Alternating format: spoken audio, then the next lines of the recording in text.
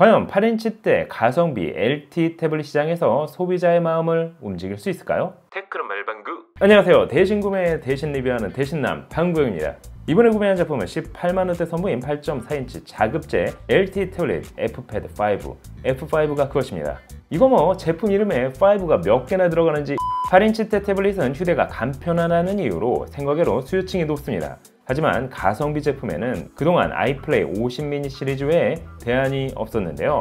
물론 레노버 Y700 시리즈가 있지만 30만원대 후반이라는 점을 감안하면 10만원대 내에서는 8인치 태블릿을 쉽게 찾아볼 수 없었습니다. 이러한 시장에 새로운 도전장을 내민 브랜드가 있습니다. 바로 헤드울프가 그곳입니다. 과연 8인치대 가성비 LTE 태블릿 시장에서 소비자의 마음을 움직일 수 있을까요? 대신남에서 꼼꼼하게 체크해봤습니다. 그럼 지금부터 같이 한번 확인해 보시죠.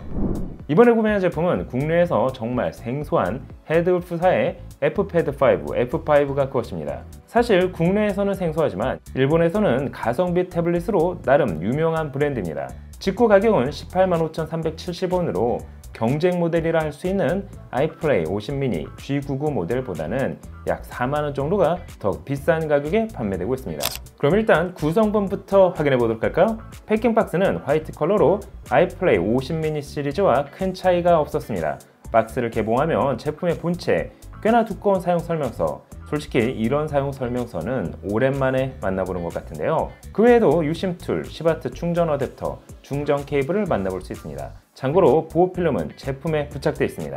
한 가지 놀라운 사실은 제품의 디자인과 사용된 소재가 아이플레이 50 미니 G99 모델과 흡사하다는 점입니다. 이렇게 세워놓고 보면 전체적인 사이즈, 두께는 물론 심지어 좌측 상단에 위치한 3.5mm 오디오 포트 구성까지 닮아있기 때문이죠. 두 제품 모두 메탈 소재를 사용 고급스러움을 살렸다는 점은 동일하지만 아이플레이 50 미니 G99는 조금 더 밝은 회색 컬러가 적용됐다면 이번 태블릿은 짙은 블랙 계열의 메탈 소재가 사용됐다는 점에서 차이를 보입니다. 이 정도 차이면 같은 공장에서 찍어낸 물론 전부 같은 건 아닙니다. 카메라 디자인은 이번 태블릿이 더 고급스럽게 디자인됐음 물론 충전을 위한 USB-C 단자 역시 아이플레이 50 미니 G99는 상단, 이번 태블릿은 하단으로 조금 차이를 보이기 때문이죠. 거기에 마이크 위치 및 볼륨과 전원 버튼의 위치 역시 두 제품 모두 반대 방향으로 디자인됐습니다. 중량은 330g으로 아이플레이 50 미니 G99보다 20g 정도 더 무겁게 제작됐습니다. 하지만 실제 사용해보면 큰 차이를 느끼기 어려운 수준이라 할까요?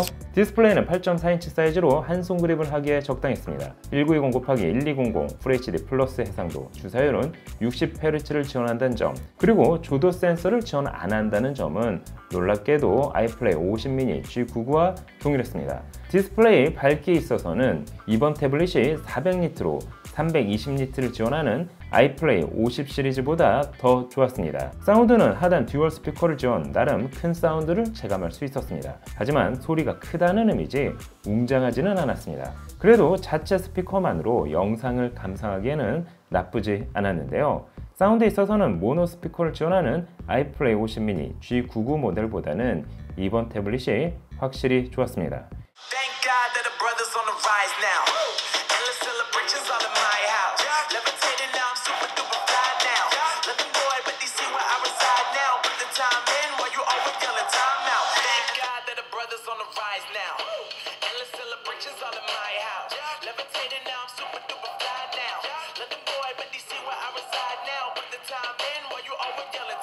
태블릿에서 디스플레이만큼 중요한 건 OTT 지원 여부 아닐까요?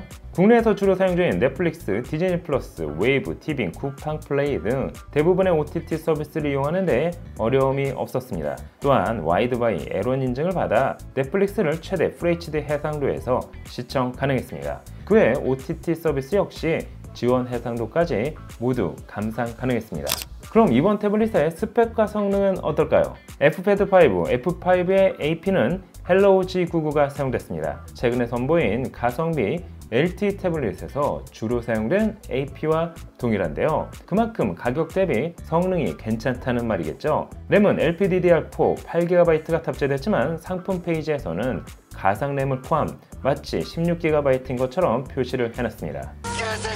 소비자가 꼼꼼하게 상품 페이지를 보지 않으면 속기에 딱 좋은 유형이라 할까요? 스토리지는 128GB를 지원합니다. 물론 TF 카드를 지원, 저장 공간은 확장 가능했습니다. 참고로 읽기 속도는 670, 쓰기는 169로 아이플레이 50 시리즈와 비슷한 수준이었습니다. 그럼 이번 태블릿의 실제 성능은 어느 정도일까요? 그래서 AP의 연산 처리를 테스트하는 긱벤치 6를 돌려봤습니다. 그 결과 멀티코어는 2030점, 싱글코어는 720점을 보여줬습니다. 동일한 스펙을 가진 아이플레이 50 미니 G99가 1862점, 싱글코어는 702점이 나온 것과 비교하면 오히려 이번 태블릿이 최적화는 더 잘 돼 있는 것 같았습니다.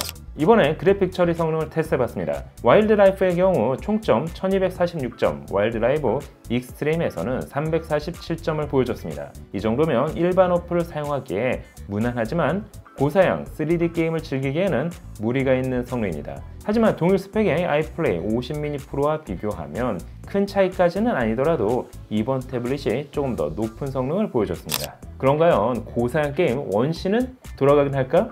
가벼운 게임은 어렵지 않게 플레이할 수 있지만 원신과 같은 고사양 게임을 즐기기 위해서는 가장 낮은 옵션으로 플레이를 해야만 했습니다. 그럼 이처럼 약 57프레임 정도로 게임을 플레이할 수 있습니다.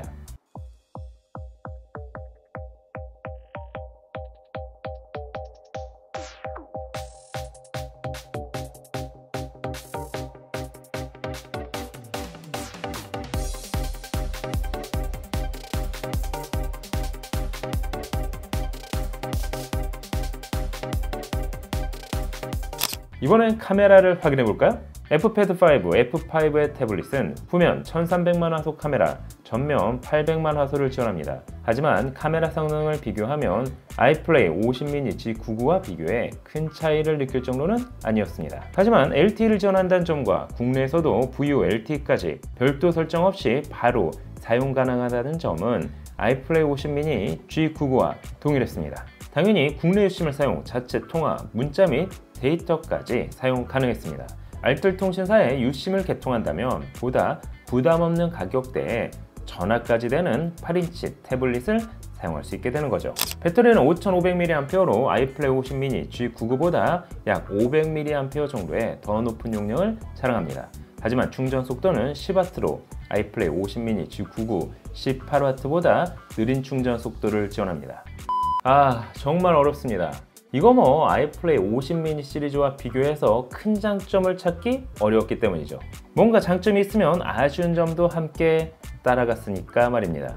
하지만 오히려 그렇기 때문에 이번 태블릿을 정의하기가 오히려 쉬웠습니다. 만약 전화통화를 지원하는 8인치대 LTE 가성비 태블릿을 구매하고자 한다면 보다 저렴한 아이플레이 50 미니 G99 모델을 구매하시는 걸 추천드립니다. 그래서 제품의 용도에 따라 선택하시면 좋을 것 같습니다. 하지만 게임을 즐기신다면 레노버 리전 Y700을 구매하시는 게 정신건강에 좋을 것 같습니다. 다음엔 전용 펜부터 커버까지 풀세트로 구매한 가성비 LTE 태블릿 레노버 K10 프로에 대해 알아보도록 하겠습니다. 대신 구매, 대신 리뷰하는 대신남 방구영. 오늘 영상이 도움이 됐다면 구독과 알람 부탁드립니다. 오늘 영상은 여기까지.